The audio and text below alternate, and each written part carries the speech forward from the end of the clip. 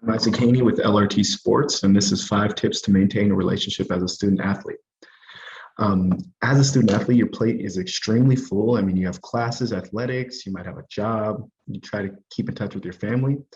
It's pretty easy to feel like you don't have time for anything else, but everyone knows that if you're in a relationship, things like time, it's really essential.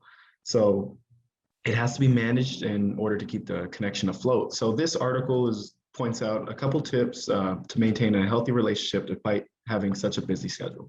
So the first tip is studying together. A lot of time as a college student can be spent studying, so you might as well do it in the presence of someone who you admire. If couples are in the same courses, they can quiz each other, test each other.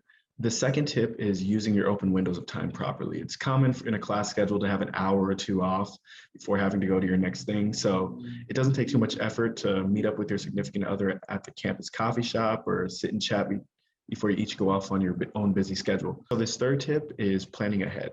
It's a no-brainer that a student athlete has to plan their day out to stay on top of things. But this is even more true in a relationship. So when you have time off, it's seldom given. So you have to spend it the best way that you can. One way that you can plan ahead is to create a date schedule of potential ones to go on.